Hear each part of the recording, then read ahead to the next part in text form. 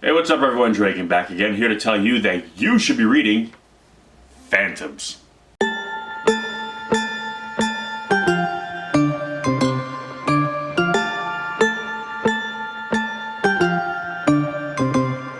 So Phantoms is a 1983 science fiction thriller novel written by Koontz, and basically takes place in the California town of Snowfield, in which essentially the entire town seems to have disappeared. I mean, the town itself is still there, but the residents are gone. And basically these two sisters, in conjunction with some of the local law enforcement, basically are kind of they're trying to figure out what is going on. What happened, where are the residents? And they start to find bodies.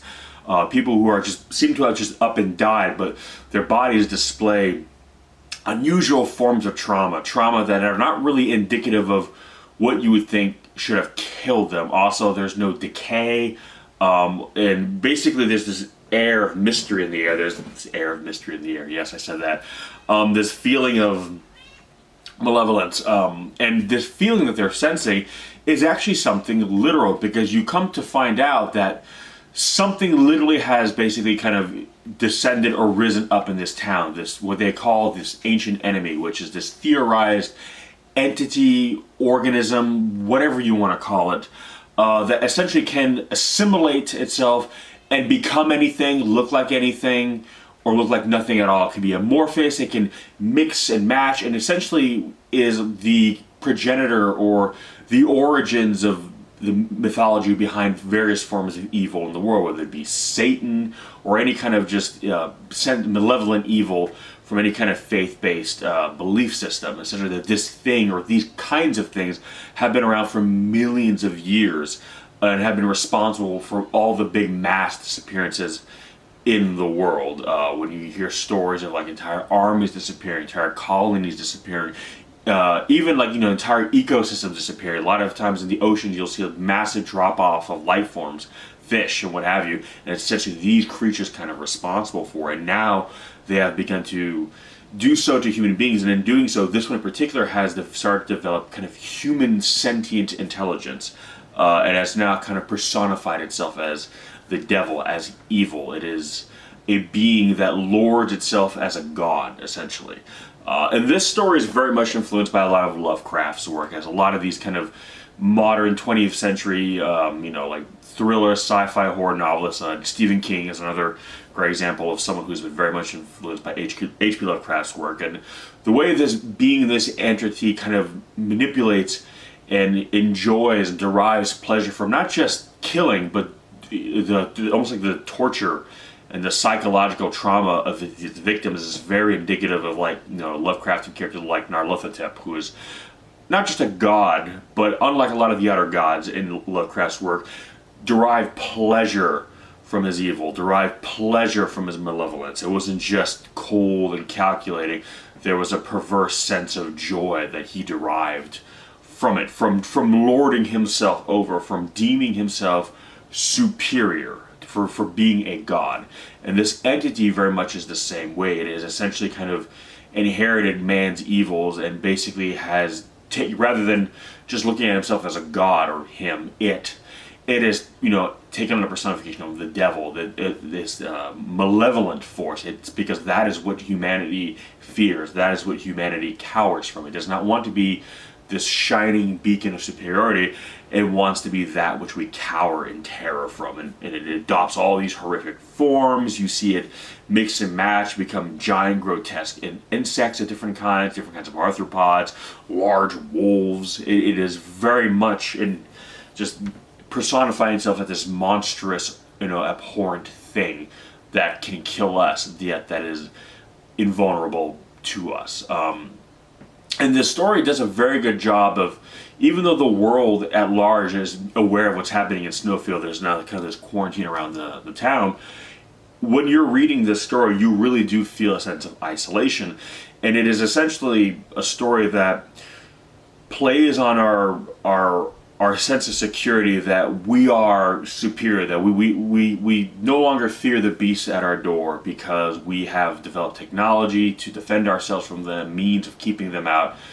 We no longer have to worry about the natural world in terms of biology. Yes, I mean, a hurricane can wipe out a city, tornadoes, earthquakes, sure. But in terms of things with teeth and claws, you know, organic, representations of nature, we feel no longer hold sway over us. So what happens when we are confronted by an entity that is completely biological yet is legion, is not just some single thing where you can just shoot in the head and that's it, it's done. It can become any kind of monster we can ever dream of ourselves, yet it can also be nothing at all.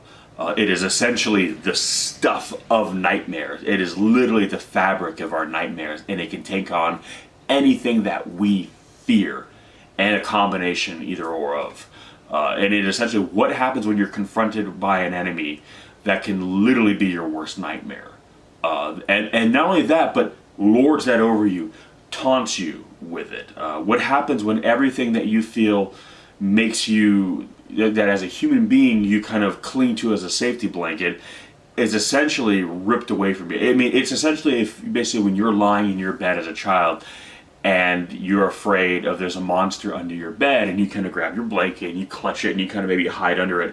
What happens if there really was a monster in your bed and it just reaches up and just rips that blanket off you and just stares you right in the face and there's nothing you can do? That's essentially what this entity is. It is the monster that rises up and puts itself right there in our face, and there's nothing we can do.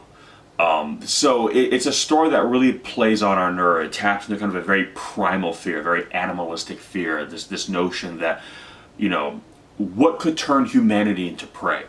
What could reduce humanity to a scared, cowering, rodent, like that is hiding from a cat? And that's essentially what this creature is. It is not just some single big beastie. It is a creature that can be anything, and again, nothing at all. That is what would terrify humanity. That is what would prey upon humanity. Something that is not just one thing. Because humanity has, a solution for everything, right? Like, if a bear attacks you, there's a way to kill it. If a cougar attacks you, there's a way to kill it. If a shark attacks you. But what happens if it's all of the above, none of the above, a combination of all of the above, some of the things, or something you've never seen before?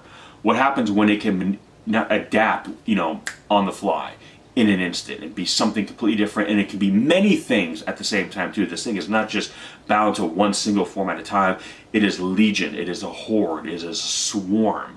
What happens when literally life around you turns malevolent and sets its sights on you? That is what this entity is, and it again represents this very basal fear we all have of being prey, being preyed upon by something that is stronger than us, more adapt to killing than us, and that does not fear us because it knows that we cannot do anything to it other than just hide from it, and even then it's only a matter of time.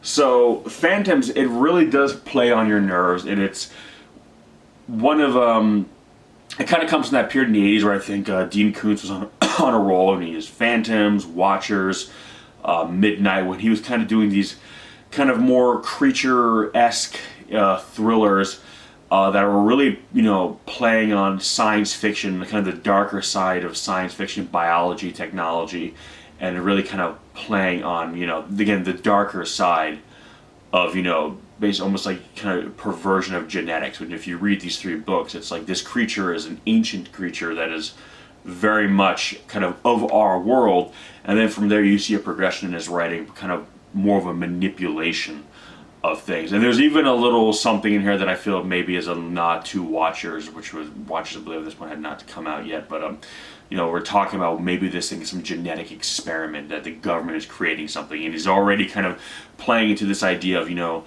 monsters emerging from like the dark corners of the world, whether they are the natural corners of the world or man-made corners, with this idea of that monsters are lurking in the shadows and they're coming to get us. So it's a fun story, if that nothing else. There was a film adaptation in 1998 of the same name. Same basic premise and concept, this small town, everyone's gone, but a lot of the characterization was changed, how certain characters came to be, got in the mix, were very different. And ultimately, I feel it didn't really capture the book, but in the 90s when they were doing film adaptations, a lot of times that wasn't anything too surprising. Where it's a situation where kind of like Relic versus the Relic. The Relic movie is not a very good adaptation of the book, but it's a damn good movie. Jurassic Park, not a very good adaptation of the book, but it's a great movie. Phantoms, not a good adaptation of the book, but in my personal opinion, doesn't really work as strongly as a film unto itself, but that's just my opinion. You might feel differently. But aside from that, the book I really do feel stands a test of time. Like, it's an older story, obviously, but I feel like when you read it today, it holds up. It doesn't feel too dated. But yes, you can tell it's not, 2019, 2020, 2021, or whatever you're going to read this book. But it doesn't feel so old-fashioned that you just kind of feel like, well, this would never work this way now. If this thing happened now, we'd be able to take care of it, no problem. It is the nature of the story where even if this happened today, it would pretty much play out much in the same way, quite honestly. There might be a few differences here and there, but that which gives this entity power would still stand in 2019 or whenever as it would back then. So because of that, I think this book has a longevity to it that I think is one of its greatest strengths, and why, again, you can read it now and not really feel like, well, the sense of dread is not really there. Because again, if so many stories where you realize, oh, if we had this, and this back then, this really wouldn't be a problem. That doesn't apply to this story, not really. So for that reason alone, it still felt very kind of like nerve-wracking, very like, oh God, oh God, oh God. And you were kind of riding that emotional roller coaster pretty much to the very end. And the ending is very interesting and very clever. And that's all I'll say about that, because I don't like to spoil the endings of these books when I discuss them. But that's kind of pretty much it. That is Phantoms, in a nutshell, without giving too much away.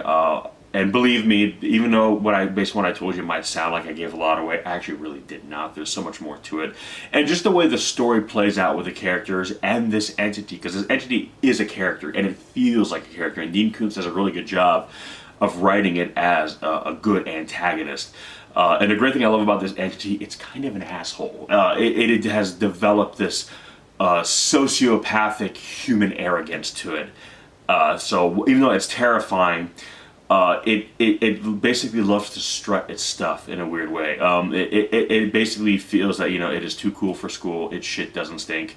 That it is basically the biggest, the baddest, the best there ever was. And I love how it has this attitude, and that is kind of perhaps what it has adopted most from humanity, is this arrogance, this sense of lordship over all it surveys. And while that makes it very monstrous in its behavior, it is also what makes it the most human. Because what is more human than this air of superiority, until it is confronted by something that challenges that superiority and brings its own mortality into sharp relief, much like the humans in this story, where they are humans in any other day of their life. They are lord and master of all they survey, except when they are confronted by something that's bigger, badder, and worse than them, they are suddenly reduced to just the tiny rodent, as I said before, scampering away and hiding away. But yeah, so Phantoms, have you read it? If so, what did you think? If you haven't, I will put links in the description section below. You can pick it up, check it out, give it a read, come back,